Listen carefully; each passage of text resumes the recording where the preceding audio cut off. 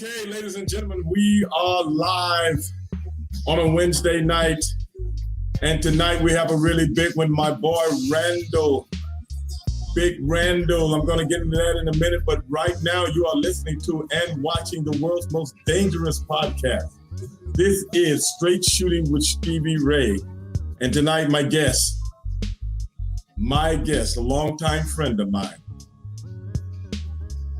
Mr. Randal Reeder, will be in the house tonight. I didn't do anything before the show. A lot of times I like to come on and I like to talk to people on Instagram. I like to talk to people on Facebook. But tonight I didn't do that because tonight is what we call Motown Wednesdays. And you know, on Motown Wednesdays, we have heavy hitters. And y'all know what the heavy hitters out there are, gang. Family. The heavy hitters are the people that has laid it down. The people that has been out there doing their thing for quite some time and have made a big name for themselves. Because those are the kind of people that we have on the world's most dangerous podcast. What's going on, Blackbird? Blackbird didn't do anything early tonight. Didn't try to reel you in. None of that. Because I know all of you guys are sitting back looking at the inauguration.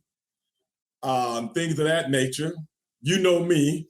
I ain't got time to be looking at all that kind of stuff because you know me, I think it's all political theater and I do not let my mind get involved in things that I can't do anything about. So if you think about it, for the last 4 years, well, let's say the last 8 years, let's say the last 16 years, I'll take that back. Let's say the last 20 years has been nothing but political theater. They're running the biggest reality show known to man. And we all believe in it. We got somebody calling in right now. Let's see who this is. Straight Shooting with Stevie Ray. Holla at your boy. It's your boy, Repo. What's up, Repo? I'm getting ready to start the full show. I got my main man, Mr. Randal Reeder, actor extraordinaire, producer, got his own thing. He got everything going on, man. You got a question for my man or what?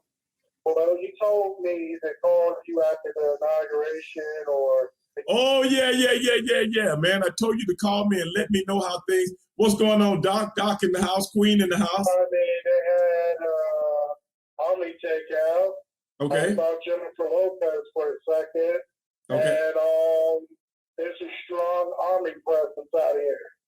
Well, let me ask you something, Repo. Can you guys get in your cars and drive down the streets without, a lot of that is blocked off, like I told you before. And it won't be acceptable until Friday night. Right. Like right now, stuff like that, every metro, okay? Right now, I'm on the train as we speak right now. You on the train? And I'm on the train. I'm on the metro train. This came from around there. Oh, really? Yeah, I didn't go all the way up there. I went a little bit past because I had a friend around the way. Uh-huh. So basically, stuff like that. Right.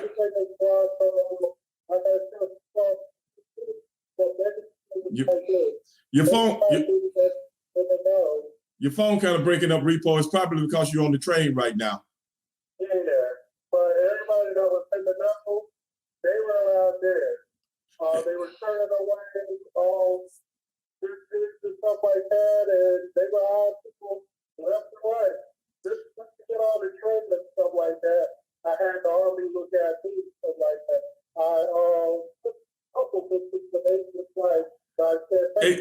Hey, Repo, I'm not getting a real good signal. I can barely hear you sounding kind of muzzled. How long is it gonna be? How long is it gonna be before you get home? What?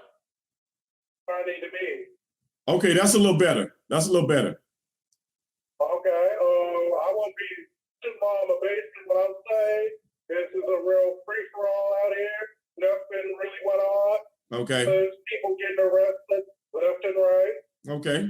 Who didn't respect the order. Okay. Well, you gotta respect the order. For sure, there's a huge Army presence out here.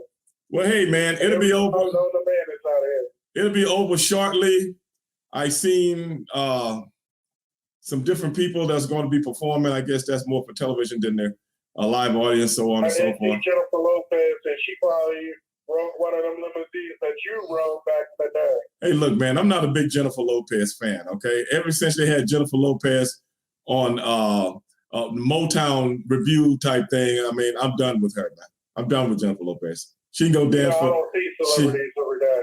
I don't matter. But anyway, man, I got my big man Randal. He's going to be on here, man. When you get home, you check the show out. And I'm checking it out right now. Okay. I can do that on the train. Oh, well, you're looking at it while on train. Okay, then, Repo. Give me a holler back, man, if anything else goes on. But we got to get the show started, my main man. All right. All right, buddy. Peace. Hey, Peter, what's going on? Here, Calcutta. Everybody's in the house tonight. All the fam is here. But, the real fam is raiding in the green room, man. We call him Big Hoss. Y'all know him as Randal Reeder. I've been knowing this guy for quite some time, man. And he's doing great things. And as you guys know, those are the kind of people that we like to have on this show to chop it up with. So let's get him out here, man. What's happening, brother? Man, it's good to see you, even though it's just through the screen. Oh, man. You know what they used to say on the old telephone commercials?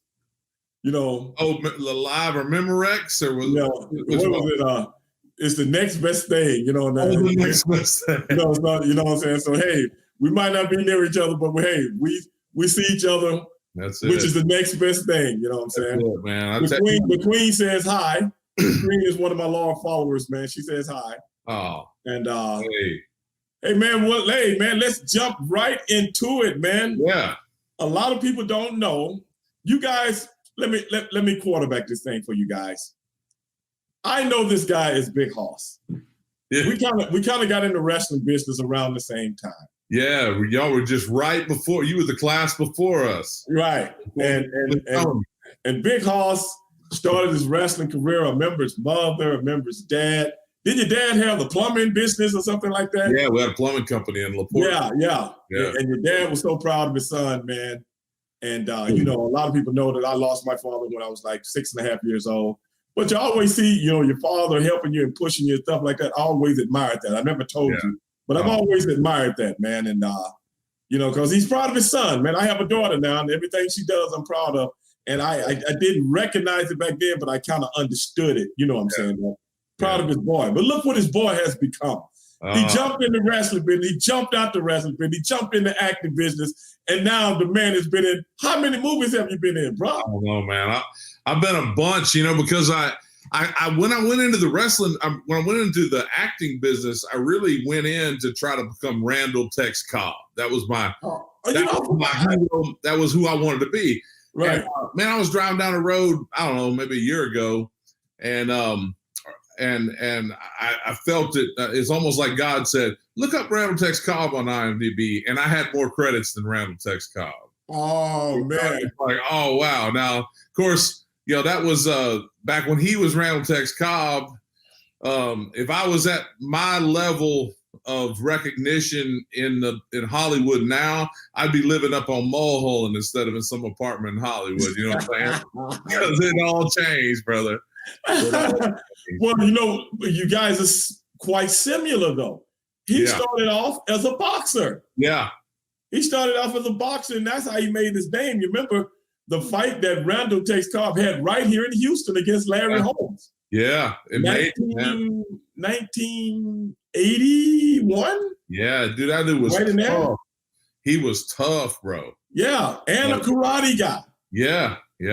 Oh my God! And a bouncer. The dude did the whole thing. Yeah, man. So you guys' careers are similar. They are, and that's why it was kind of like he did that, and it was when people ask me all the time, like, how'd you get into the movie business? So, well, through wrestling. They're like, how'd you get into the wrestling business? And I had a few offers, when I was younger. It's like, hey, you don't play football? I said, no, I really don't play football. I ran like a 5 flat 40, man. Okay, man, that's good. Remember, I was agile as hell. Yeah, hell yeah.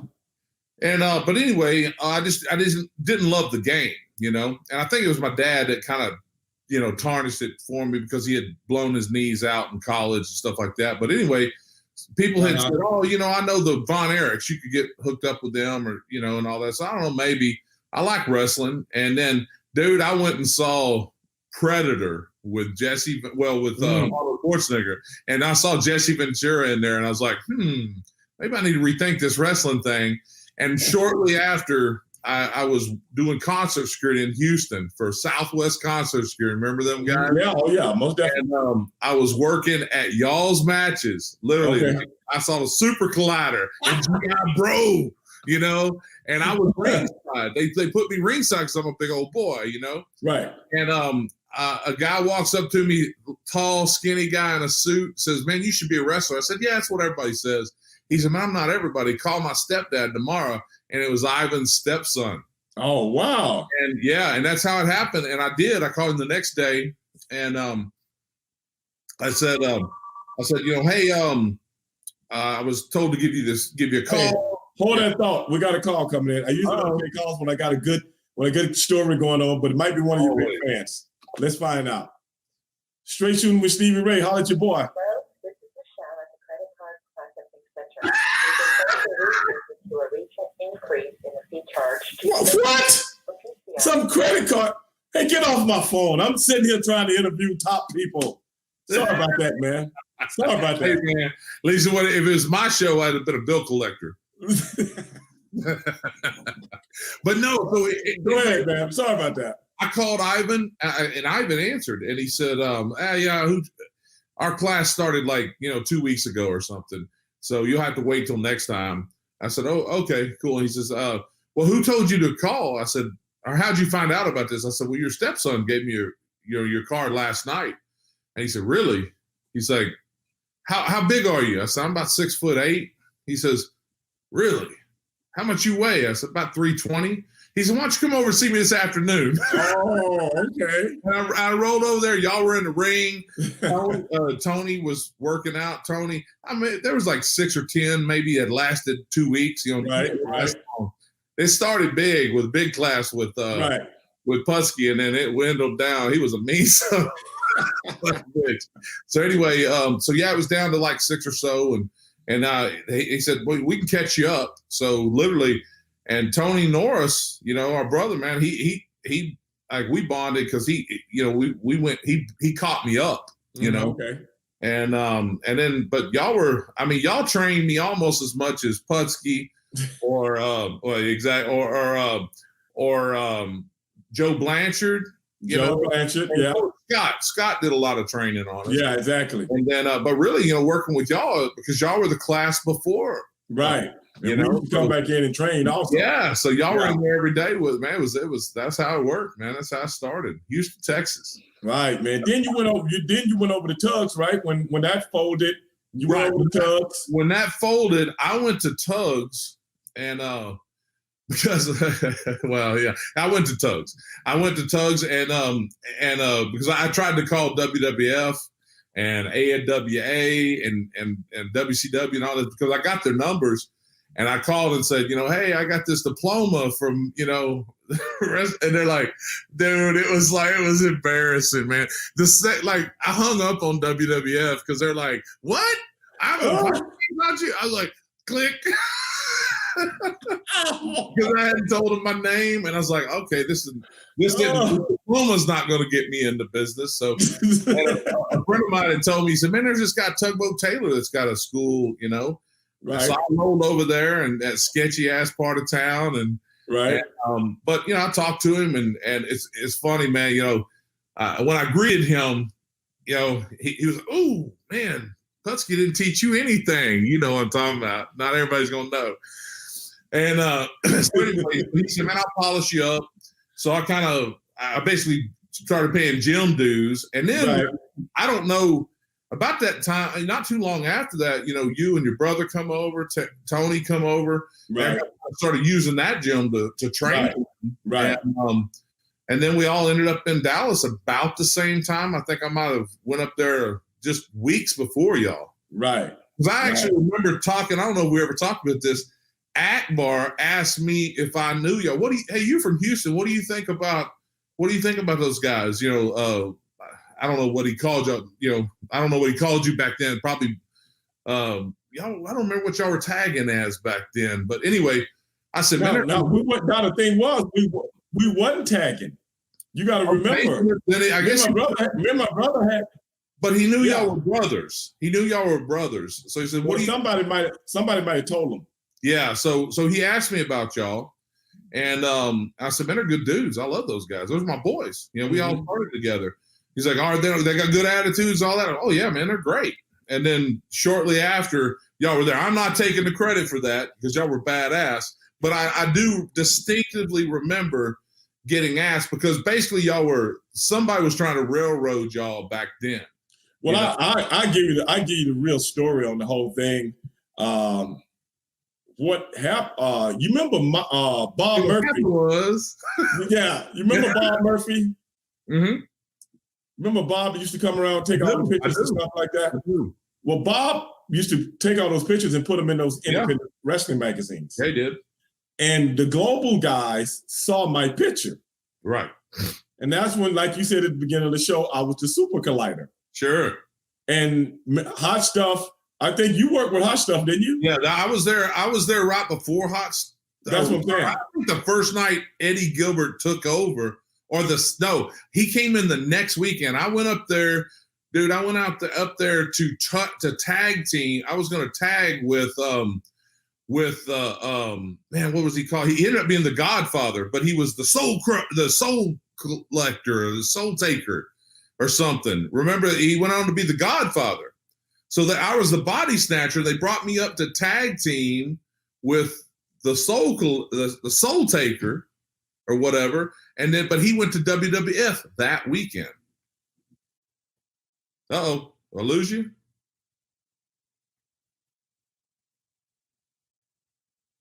Uh-oh, what we do?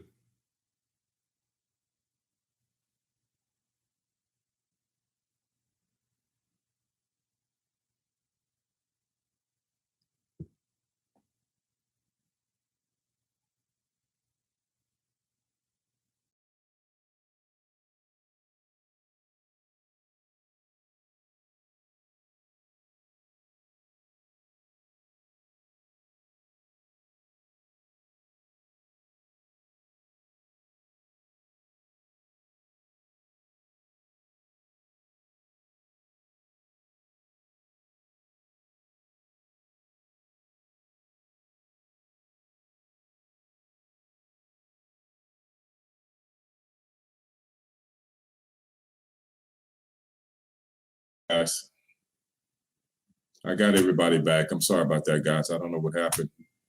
And then we got a glitch here or something. You're back, man. I'm sorry about that. That's never happened to me before. Yeah. It says I lost my whole internet connection. I don't know. That's never happened. Ever since everything went to this 5G, it's been killing my cell phones, all that stuff. It's horrible. Wow. My boy, everybody good now? Okay, yeah. Who's that? Jeff just said everything's good now. Queen just said everything's good. Calcutta. Yeah. Okay, thanks, guys. I'm looking at it. Go ahead and finish, Randal. I'll edit all that out. Yeah, I don't know where. I think so. I went up there to Global. They brought me into. I was the body snatcher, and I was going to tag with the Soul Taker. I think was what he was going at. He went on, but that weekend when I got there, there was no tag team because he got picked up to go to WWF. Yeah, lost you again.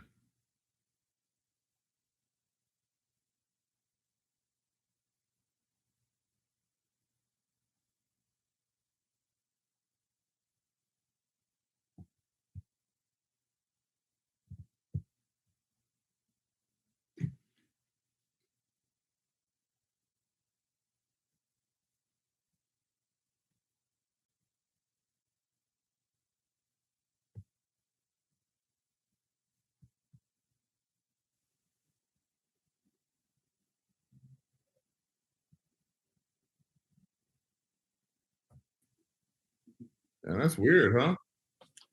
This is weird, man. I don't. Hold on a second. Got it.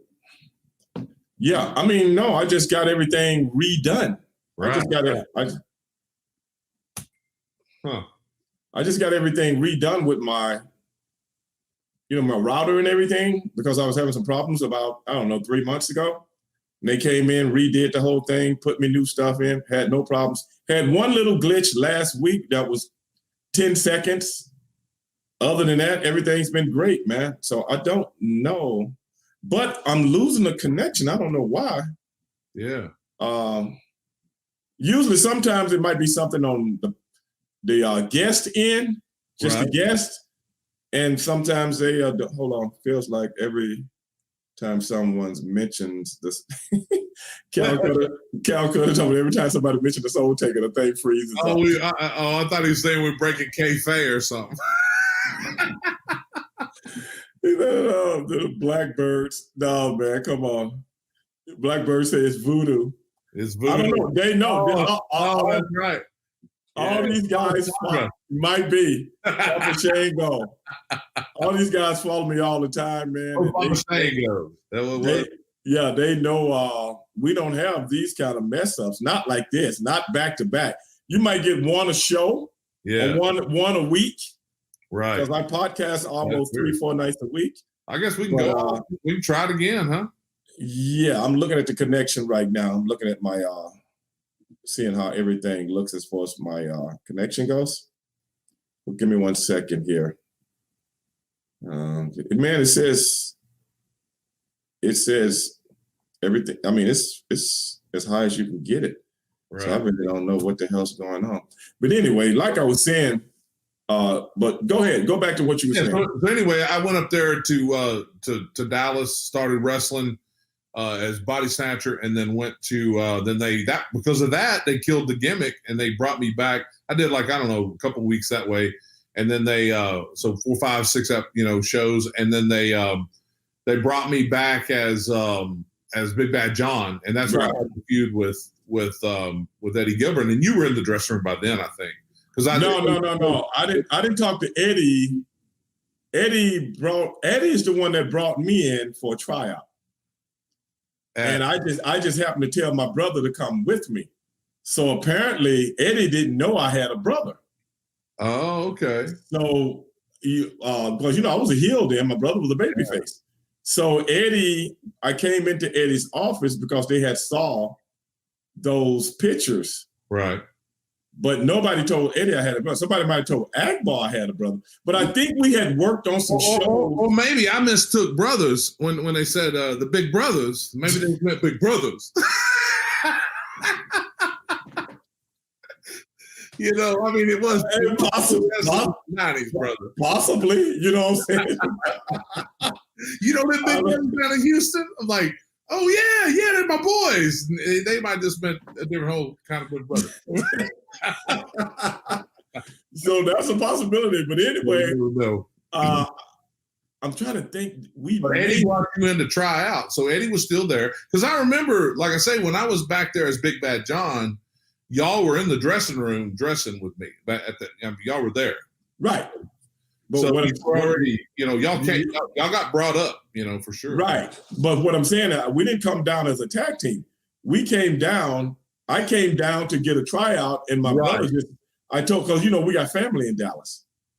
Mm-hmm. So I just said, hey man, come go with me. You know what I'm saying? So we can kind of kill two birds with one stone, you know what I'm saying? Yeah. And go see some of my family members the next day, because we used to tape on Friday nights. Right. So my brother came with me, and he came in the dressing room the dressing room and the office after they did the TV taping. And then when we walked in together, Eddie goes, "Who's that?" I go, "That's my brother." They go, He go, "Brother?" He said, "Does he work?" I go, "Yeah." His ass off. Yeah. He works. Say, nobody told me you had a brother. Wow. And I was like, "Yeah." He said, "Well, how long you been working?" I said, "Oh no, we started in the business together." Then he sit down in his chair. He was like, "What?" Almost like, how could this get by me? Right. Why nobody told me this? Right. So we figured out what it was later on. What was up? You know what? Dallas click. It is what it is. Yeah. So. But then he was like, "Okay, man, y'all come back next week."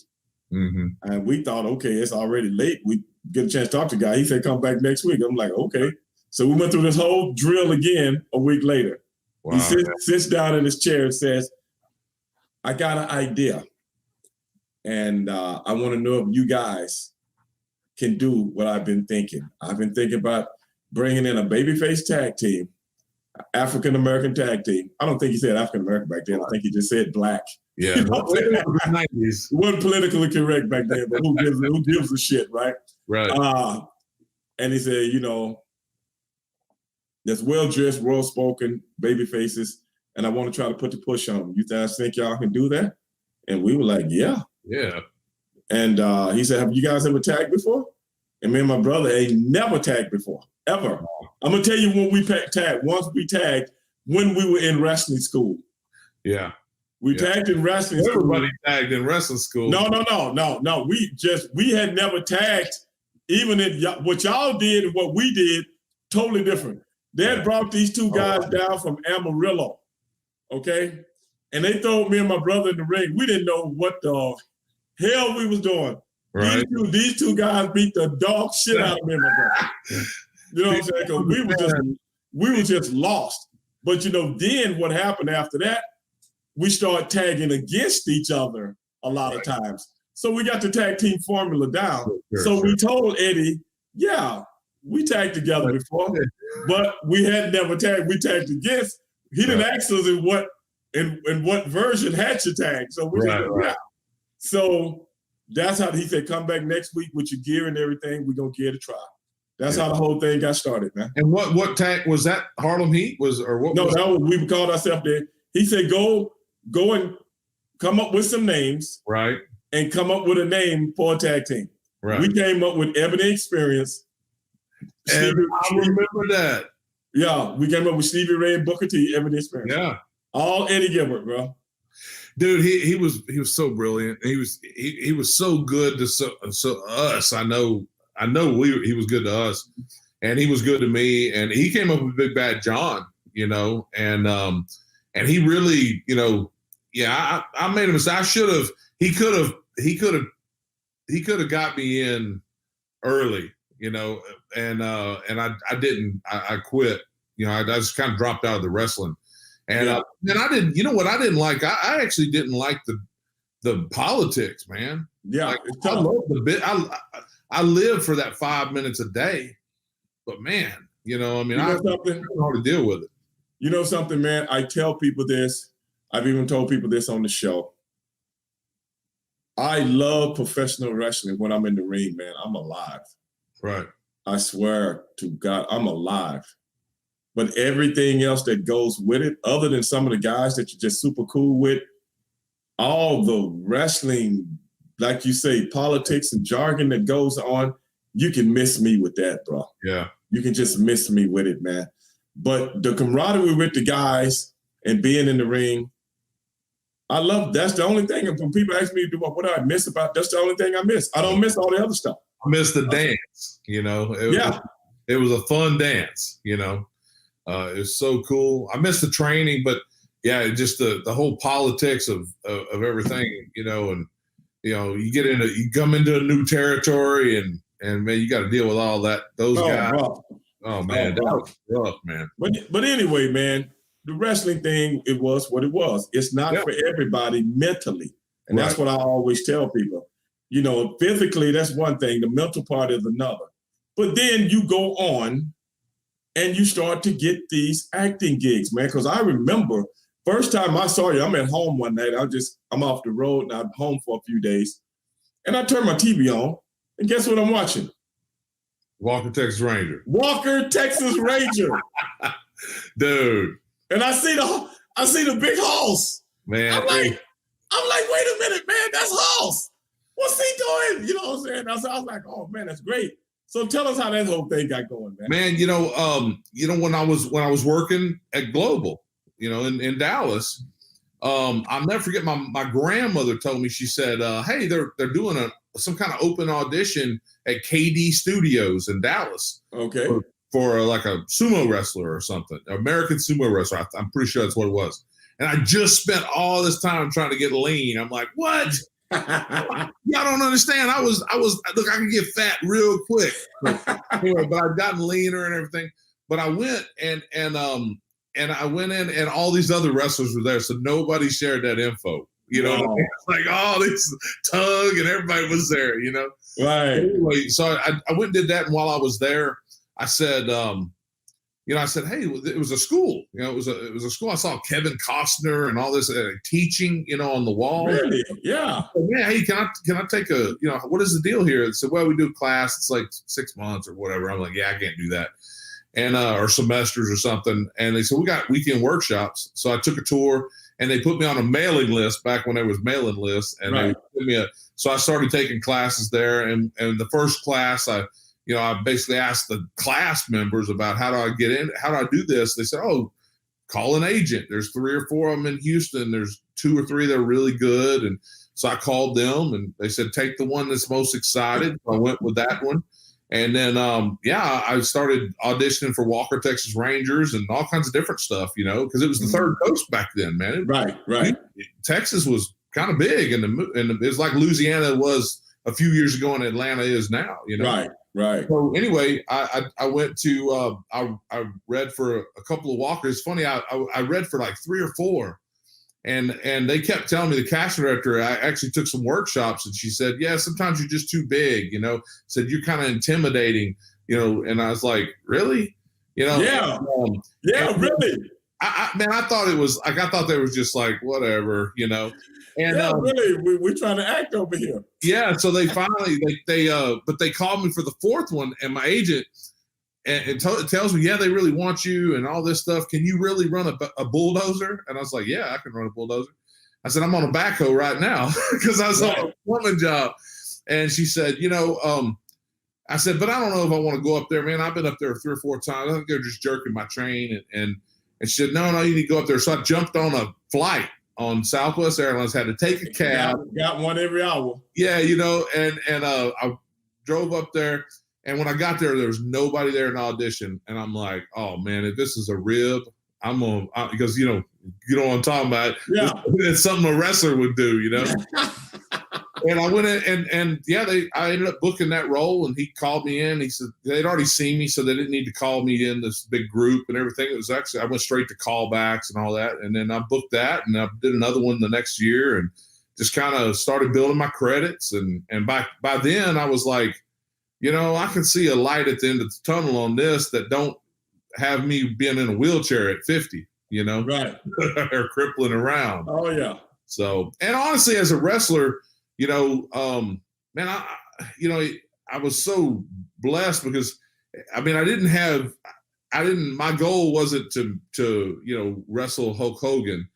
The guys I loved were like, Dr. Death Steve Williams and Terry Funk and all that. Hell, I'd already met all them guys, so I kind of met my wrestling heroes and worked with them here and there. And so, I was like, yeah, I'll just go on and do this Hollywood thing. Plus I thought I'm going to be making $10 million a movie like Arnold Schwarzenegger.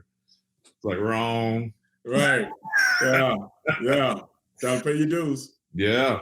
And y'all by then, about that time, man, y'all was out living y'all was like on WCW and all that. And I think y'all was living with Sid Vicious or something, probably. Yeah. We came over for a minute. Yeah, we sure did. Yeah, and I was like, man, I should have, I was always like, man, I should have went, Right. Well, man, once you start doing that, you start building up your credits. Right. And you start going to the next level, man. What was that first gig to put you on that next level? Man, dude, I got to say, I'm so blessed because, Walker, Texas Ranger, I had some big roles on that. So when I went to Hollywood in like 97, man, I had a hell of a resume. I had a good sizzle reel, Right. And I went out there and I thought, okay, this is going to be tough because in Texas, I auditioned against about 5 people, four guys really. Like Jerry Mee was one of them, though. Pro wrestler. Mm-hmm. And then so I auditioned only against a few people, and so when I got to LA, I thought I'd be wrestling against auditioning against like 20 people, Right. and it was still like 6 people, and I recognized most of them.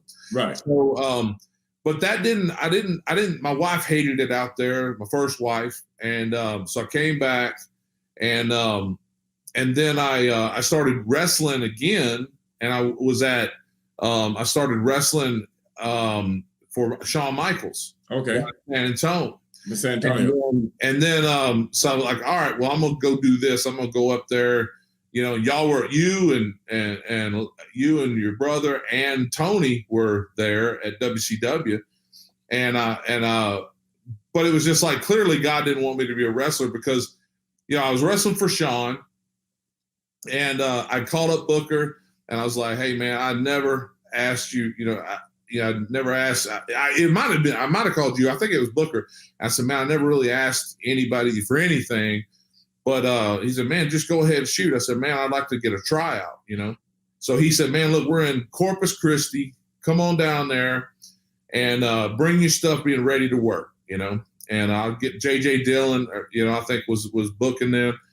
And man, I went down there and I sat around, and you come down you come down the stairs and said, man, it's bad. JJ got fired.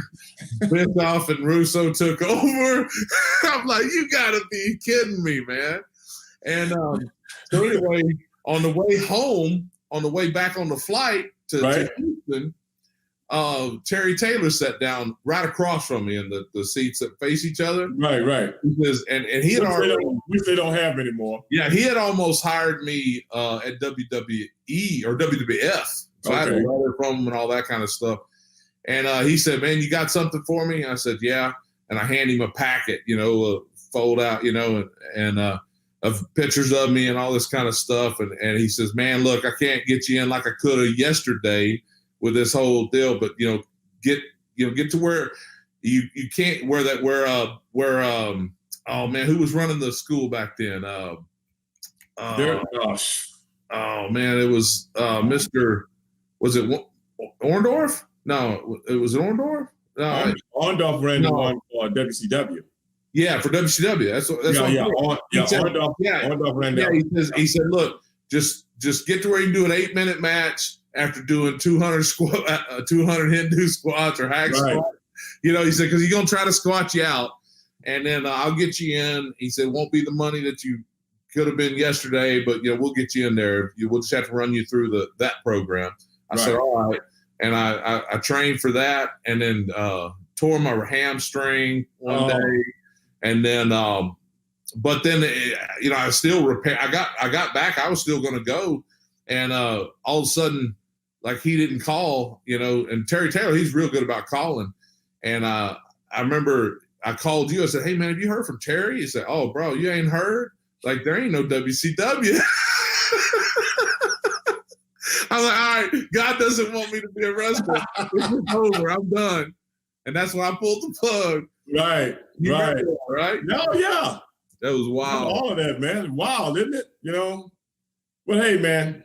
But yeah, so I went to Hollywood. You know, long story short, I ended up going to Hollywood. And I guess, you know, well, you know what? It was Sin City. And in 2004, I did Sin City and Idiocracy back to back. Right. And at that point, I was like, okay, these are big. I'm going to Hollywood. The time to strike is now while the iron's hot. And I really never. So that's when you got the bug and say, hey, I'm going to go out here and try this. I know your wife didn't like the Hollywood. I don't even like the Hollywood area, man. Yeah. And it's not for me because I had a chance. I think I told you this. I had a chance. I went out and did like 3 different commercials. Right. That this guy got me booked on. And do you know, I never met the guy. Yeah. Never met him. Wow. He just knew me from WCW, watching television. Wow. That's great.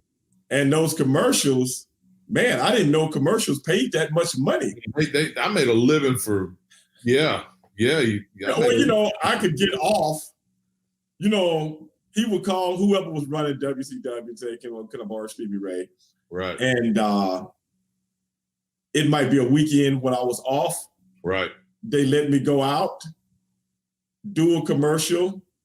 And usually, you know, guys like us, we ain't in the commercial very long. You know, you get these big giant studios. I'm quite sure you're familiar with this, but everybody out there that's listening not.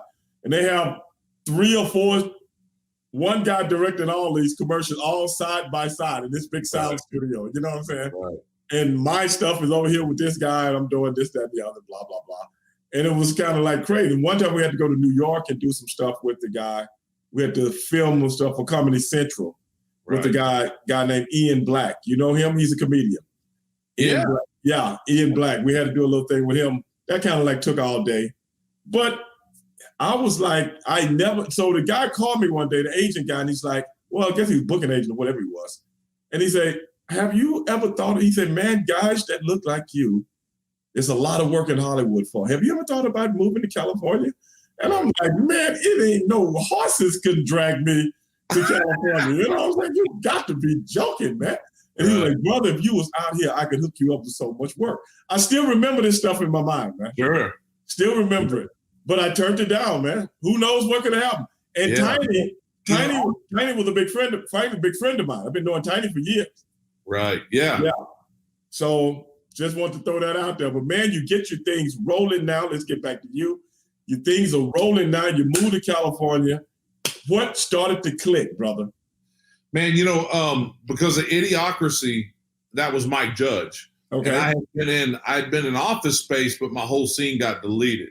Okay. And in fact, that's it. I give him hell about it. And so then, but in when I did Idiocracy, I was all through it. And Terry Crews I'd kind of told everybody I'm gonna move out to Hollywood after this is over. And Terry Crews, one of the best men I've ever met in my life, I swear. Mm-hmm. He said, man, are you really gonna move out there? I said, yeah. He said, well, here's my number. Don't call me until you are in Los Angeles. Okay. He said, because everybody talks about they're gonna move out there. He said, but I don't want to hear from you unless you're out there. So I drove out and I called him and he we'd finished the movie and everything, went back and got my family moved up to East Texas, all that kind of stuff, loaded up my bike in the back of the truck, headed out west. I got to like Riverside. I called Terry Crews on my cell phone.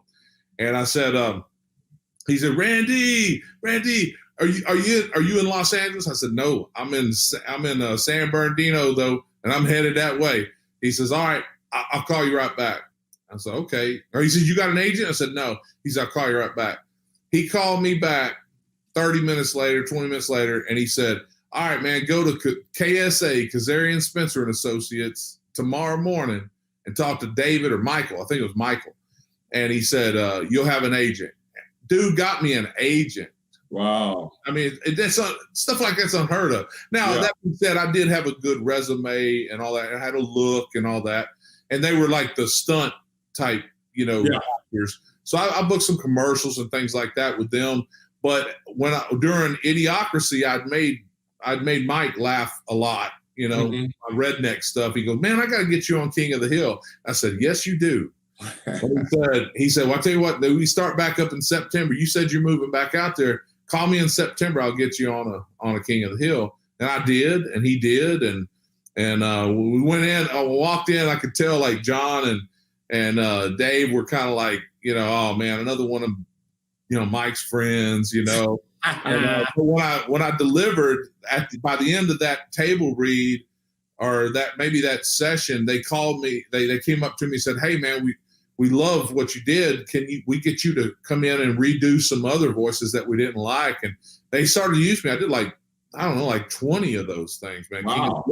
So it wasn't very long. I wasn't in Hollywood maybe, 8 months before I, kind of didn't have to bounce all the time and all that, And so it was cool, and then, but it's ebbs and flows, like there I was doing good. And then, then everything crashed because of the writer's strike. So I moved to Shreveport, Louisiana to be close to my kids and do movies. Cause I'd done a movie, I did Harold and Kumar, Guantanamo Bay in Shreveport. They'd flown me out from LA. And I was like, wow, man, they are making a lot of movies out here. So I tried that for a while and I made a bunch of movies in Louisiana. Then I moved back to Hollywood and, just kind of, we're migrants, man. I mean, we just like, we can't, we might have a home, but we ain't ever there. You know what I mean? Yeah. Oh yeah. Just like the wrestling business. Yeah. I was paying 2 mortgages at one time. Yeah. For a long time. One I lived in, but I never was there. And a hotel weekly hotel bills that adds up to a mortgage. Yeah, absolutely, man. You know what I'm saying? People just don't know, man. That thing was. So now I'm surprised that you didn't like Hollywood because of the car culture, man. Well, I like that part. Hollywood was always a good place for me to visit. Yeah. It was always a good place to me to visit. You know, the scenery, some of the people that I met out there, you know, like right. Kenny Bernstein, good friend of mine. Yeah. You know, he had a house on one of those beaches, Newport Beach. Yeah. Yeah, his house was right on, you could walk from his house, cross the street, and the beach and the thing and the ocean was right there. So right. I ain't got to tell you how much that house was. Yeah. You know what I'm saying? Oh, man, it's so expensive out there. Oh, you know, a friend of mine texted me a minute ago and said, hey, man, you know, a fond memory of Stevie Ray. We were riding to, like, you and I, or you were riding in the back of my Bronco, you and your wife or girlfriend. Okay. And we were going to, Bryan College Station or something to do a match. And I'll never forget, we're trying to find something to eat. I was like, well, there's a Dairy Queen or there's a this, because we're out in the middle of nowhere, right? And I said, oh, there's a Subway. And I do it. It's still the funniest thing to me. And you go, man, I ain't paying $5 for no damn sandwich. And I was like, yeah, I can make a sandwich at home. And I don't know what it is that cracked me up, but then I still I ain't gonna pay $8 for no sandwich. Oh. There's some good times there, man. Uh-oh.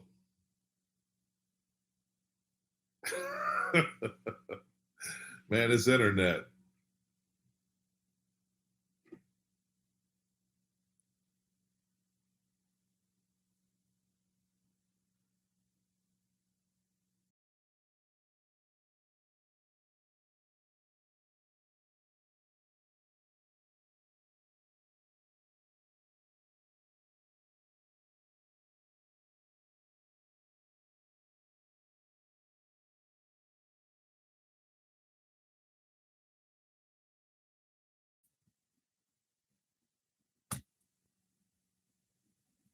Crazy. Wow, that happened again, man. You know what? There's a lot of there. I bet there's a lot of internet stuff going on right now today. With all you know something? I just thought about that. Yeah, you know, because this. I just thought about that, man. Because this is weird. This is. Yeah, I guarantee you. I bet there's sites crashing like crazy right now. It might be, man. Yeah. It might be. Matter of fact, hold on a second. Somebody just sent a message in that I didn't know exactly what he said. This is to Adam. He said they have over 1 million signatures, need 500,000 more to recall vote for California governor. Yeah. You know, I don't live in California, so I don't give two shits about what they're doing now. All right, Adam, and all the guys in California, no disrespect to your state, but I live in Texas, so whoever the fuck the governor is out there ain't got no fucking bearing on Texas, man. Huh? I gotta say though, what you said earlier. What's that? I'm gonna take with me about, man, I'm trying to think the way you worded it, but you were talking about politics and all that. How it's like, man, I ain't got no time. I said political theater. Yeah, they're in the same business you're in. Yeah. MSNBC, Fox News, absolutely, CNN, all to get ratings, they have to compete with television nowadays. Right. They have to compete with what you're doing. Absolutely. Okay, to compete with you, you got to have political theater. Right. Yes, for me to just watch CNN, and they're just talking about world news doesn't work ananymore. You and I look at politics a lot different than most people. Exactly. I've been telling people this for years, though, Randall. Because we've seen the inside of that. We saw how the sausage is made, and we know because we'll be like, did he just go baby? Did he just switch baby? There you go. He just switched him baby. He's been a heel for years. I got a video out on YouTube right now. I just released it a week or two ago. Where I'm talking about, it's like a 5-minute clip where I'm saying politics, even everything has stolen from professional wrestling. Yeah. Even politics has stolen from professional wrestling. Oh, yeah. You know what I'm saying? The very people that used to always come out and say, oh, it's wrestling fake, it's wrestling this, it's wrestling that. Look at the numbers. Right. Reality shows come from professional wrestling.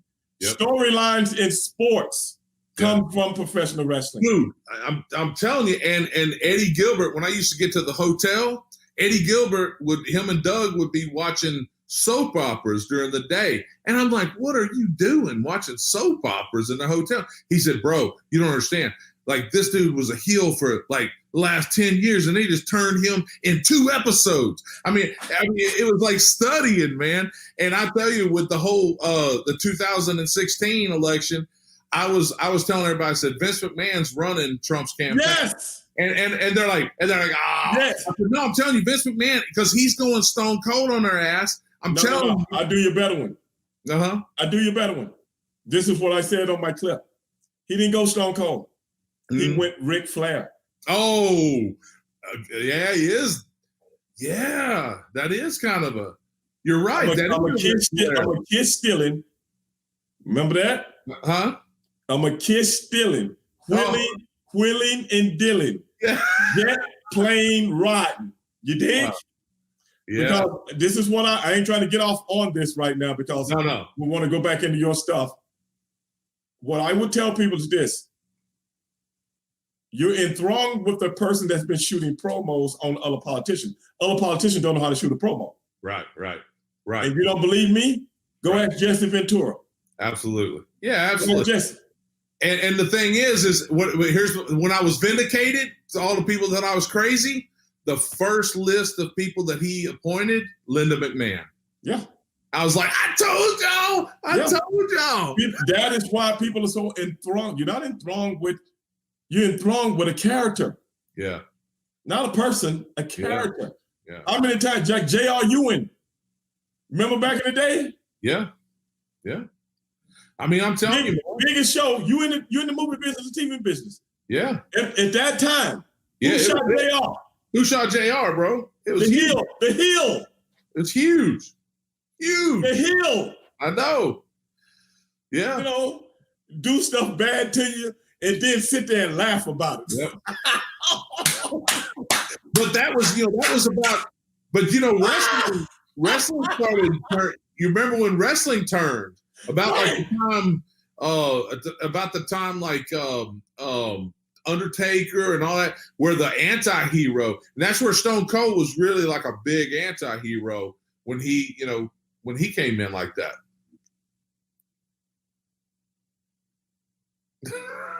We're losing it again.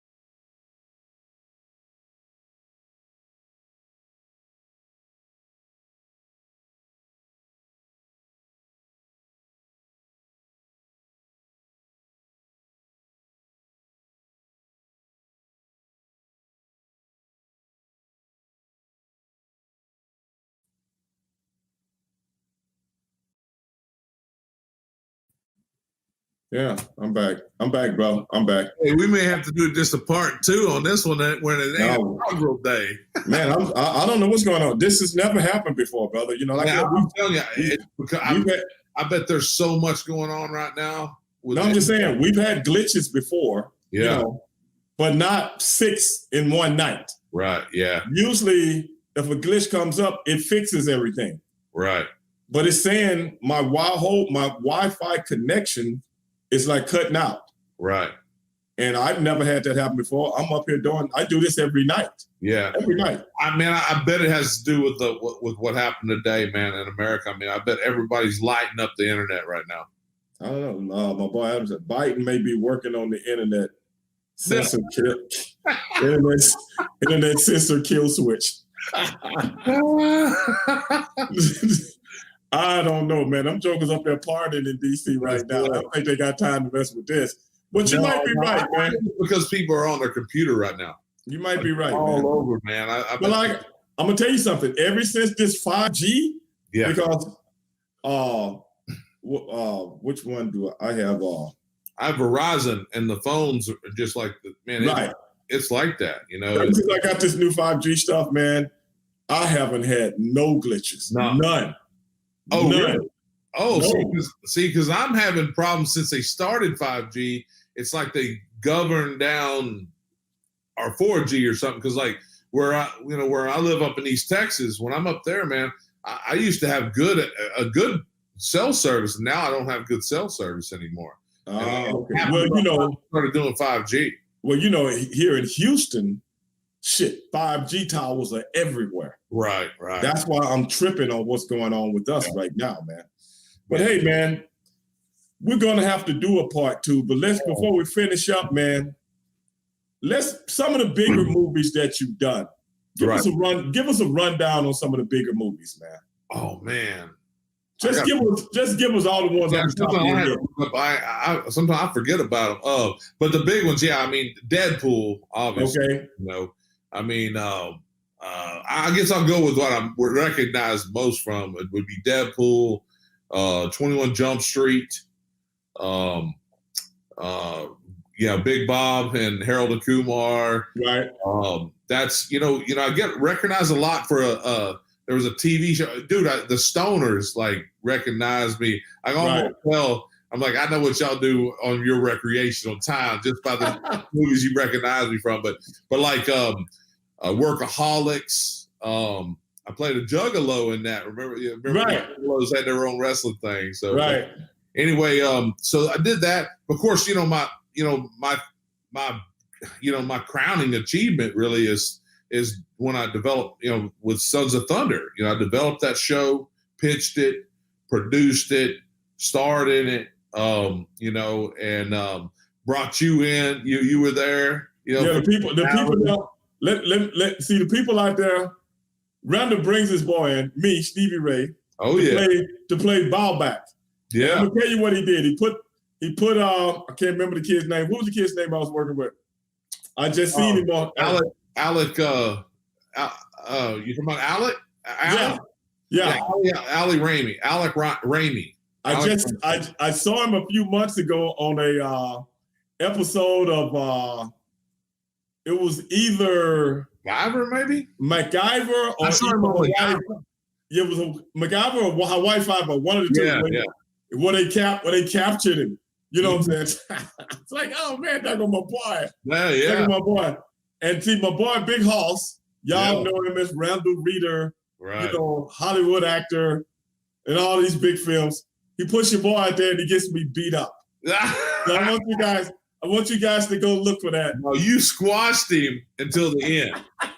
That was a total. That was a squash with a just like a surprise finish. That's what it was. I loved it. I had a lot of fun. I did a lot of Facebook. I was FaceTiming a lot of guys when we were on the set. Right. Before my stuff came. So a lot of guys knew I was doing it, man. And tell everybody about how you came up with that whole concept. You're producing it, you're putting the whole thing together, and now it's out there, man. It was a dream, and now you're doing it, man. So let the fans know where they can see it. Tell them about, because I know you've been picked up for another season. Give them the 411 on everything, man. Well, Sons of Thunder, there was a company, Pure Flix, that makes Christian films. And Christian, they stream. It's like Netflix, the Christian Netflix, basically. Right. And so anyway, I had done a season of them. I was a series regular on a sitcom they had called Hitting the Brakes. And I got to be friends with David White, the who kind of he's the founder of Pure Flix. And he had brought me in to do another one of his shows later, and just like a little guest star. And in that day, he said, "Man, you produce stuff, you ought to pitch a series. We want a series. So I pitched a series. I told him, I said, man, I'd like to do something that is like an updated Christian version of Kung Fu, and so when we went to developing that, when I went developing it, we ended up coming up with Sons of Thunder. Well, it was actually called Narrow Road at first, but then they changed it to Sons of Thunder. And it was kind of, it's like that. There was a guy, my character Simon, who instead of a Shaolin monk who was running from, from the Emperor of China, I was an outlaw biker, a 1%er that was running from the club, Okay. out. And then everywhere I went, every town there was always something for me to help fix. And quick, so Simon starts figuring out, oh, this is what God is doing. Because the reason he got out of the club, he was running out of the club because he started reading the Bible and all that kind of stuff and trying to live for God. So it was, we did this outlaw Christian, thing for this squeaky clean network, is where little old ladies watch a lot. And it made a big splash, man. It like there's freaking millions and millions of people have watched the trailer. I don't know how many people have signed up because of it, but we made a really big splash for that company. And then, and that's kind of, that's really what I want to do, because I cuss like a sailor, I ain't worth a damn, but, I love the Lord. I'm a Christian. I'm kind of a redneck Christian, Hey man, a Christian nonetheless. You know what I'm saying? I'm a savage for Christ, man. Oh man. So did that, and actually that's what I'm doing mostly now, man. That's why I'm really in Houston a lot, because I started this Save Savage Sunday services, and we do a church service in the bar. So we're gonna be at Horny Toads in Galveston, 2:00 this Sunday, doing our Save Savage Sunday service. It's like a church service in a bar where the people preaching sometimes had to set their drink down and say, hold on, and then get to town. Just go to town on it. It's kind of crazy, man. It's just a different thing. That's what I really, and that's what my passion is to make content that makes my God proud and my mom proud, but it's still cool enough for everybody to watch. And, so not squeaky clean, kind of PG-13, maybe R-rated Christian films. That's my goal, is to make R-rated Christian films. Well, hey man, if anybody can do it, if anybody can do it, if the thought comes in someone's mind, it's going to be you. And everybody out there, man, if you listening to my man talk right now, he's speaking the real word, because this man is a true believer, man. And I'm going to tell you, they don't come any better than this guy. And we're glad he kind of came to the show today and graced us with his presence. But everybody that's looking for, you go back and you look at first season, Stevie Ray getting beat up.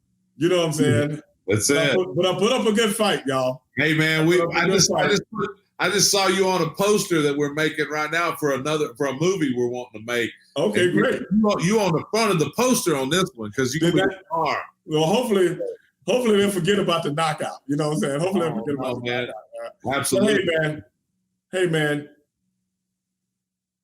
I think we met in the early 90s. Right. Here it is, 2001. So this is going on 30 years, man. Yeah, it's Wait great. a minute. No, it's over 30 years now. 30 years. Over 30 years. 31 years, man. Yeah, something like that. Oh, wow, man. Crazy. You know, man. We was young. We was baby. Yeah, exactly. And hey, man, I've been following everything you've done. And it's a pleasure calling you my friend, man. Dude, I'm honored to be your friend. We've stayed in touch. We're still looking out for each other, Every time I see stuff, you do something, I'll bring up something. Yeah, that's my boy, man. You know what I'm saying? Like people, because I never had a chance to do that. But a lot of my friends do it with me. Hey, Stevie Ray, that's my boy. Oh, that's your boy. So, I tell people, hey, man, you remember that early scene in the Deadpool? Yeah. Remember the big guy at the beginning of the movie? Man, that's my boy. You know what I'm saying? It makes you feel good, man. I'm serious. It does. Makes you feel good, man. And wow. We started early in our, we weren't, dude, we were just like, I don't know, man. It was wild times back then too. Tell me about it, brother. Good times though, man. We can't tell about all that. Oh no, man! Come on, man. Every now and then I give people a couple of little stories, GP versions, but I can't give them the real, crazy versions and stuff like that, man. But man, hey, we're gonna have to get you back on the show whenever you're promoting. And you're gonna have to come do Texas Wood on mine. Hey man, I'm there. Only thing you gotta do is drop the dime, brother. You know Absolutely. I'm there, bro. You already know that. All right. So, but people are watching right now on YouTube. They're watching on Twitch. I even got you on Facebook. And brother, people are gonna see this. So that's why I wanted you to put it out there where you are. You're going in. Is this your second season now? No, I'm not doing second season of Sons of Thunder. So you just did the episodic version, and now you're getting ready to do another. We're moving on to other things, man. You're gonna. Okay. I'll be calling you up. Okay, bro. People call your people so they can do lunch. Yeah, my people's is me. I know.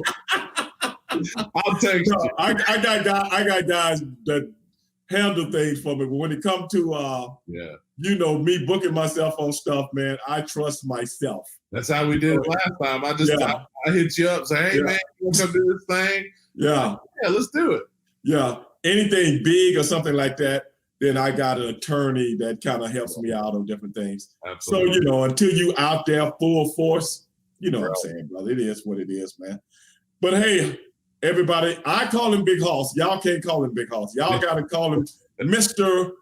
Randal. I can call him Big Hoss because I knew him from back in the day. But hey, man, I appreciate you coming on, man. And you still got the thing going on Saturday night? What Saturday night? Oh yeah, dude. Yeah, come out to we're showing Sons of Thunder in its entirety at Nitro Cycles in La Right. Porte. And guess what? It's gonna be raining Saturday. Huh? It's gonna be raining.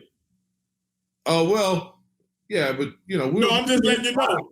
I just finished my motorcycle today. What do you got? What'd you finish? My Victory. I bought me a cross country. Oh, dude, I love me a cross country. I ride Victories. I love Victories. Okay. Yeah. And I repainted it and stuff like that. And I had it in my boy's shop, still over there. Right. And he let me use his shop because he works on bikes. Right. Me and him go way. I've been knowing him way longer than I've been knowing you. I've been knowing him for like almost 36 years, man. Dude, you had that Ultra Ground Pounder you had an Ultra Ground Pounder that matched it was red with the flames on your Vet or your Camaro. Yeah. And we had trunks. We had our wrestling attire. Yeah. We had red attire with the yellow flames. So I painted my bike red with the yellow flames. Yeah. And get this, the guys that built the bike, they used to keep the bike on the showroom floor with my picture by it. Oh, man. To sell other bikes and stuff. Yeah. That was the deal I had with them. They did a promotional deal where I paid cost for the motorcycle. Right. And back then, that bike was $30,000. Right. And this was like 1999. Yeah. This is still before the TV shows and all of that. Sure. And so I had to leave it there for 3 months. I come off the road, park my car at their shop, leave, go ride my bike around, then bring it back. Right. Was that take it off. Highway 6 or what was it? Yeah. Right by the bridge? Right by the bridge, those guys. Easy Rider? No, it wasn't Easy Rider. I can't remember what they had. But they had Ultras. Yeah. That's when that big chopper thing was just starting to come back, man. And I sold that bike, man. And I sold that bike, I don't even know. I financed it for 4 years. Or was it 3 years? And they sent me a title in the mail. I didn't even know I had paid the bike off. What is this? It's a title to my motorcycle that sits in the damn garage all the time because I'm working 300 and some days a year. You know what I'm saying? Too many hotel rooms, brother. Yeah, bro. But I love that bike, man. But anyway, I would just like to ride the bike somewhere. But since it's going to be raining, no big deal, man. I get what you guys. Maybe you can come out Saturday. We'll talk about it later. And okay.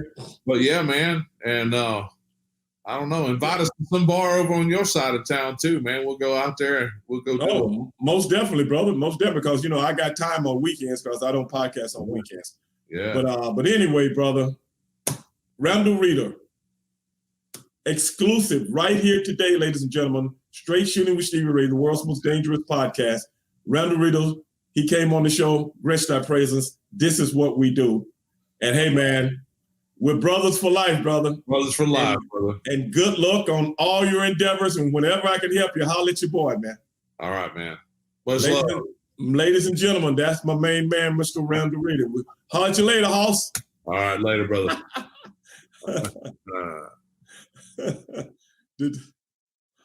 Okay, ladies and gentlemen, we're going to go out with a little music. And I still haven't gotten my motorcycle back yet, man, but it's still in my boy house. I got to go pick it up. But glad everybody was able to ride along with the big train tonight. I'm sorry about all the glitches. I don't know what's going on. I guess I'm going to have to call my cable company or internet company and have them check everything out again. But at the end of the day, hey, baby, that's what we got editing for. Tomorrow night, ladies and gentlemen, at a special time, 6 p.m., Miss Deborah McMichael. So tell all your friends, Deborah doesn't even do shows, but she's doing the show with your boy, and we gonna chop it up and lay it down. And guess what she told me, y'all? We can talk about anything. So it's gonna be on like a steaming pot of neck bones. My name is Stevie Ray. And ladies and gentlemen, I am out.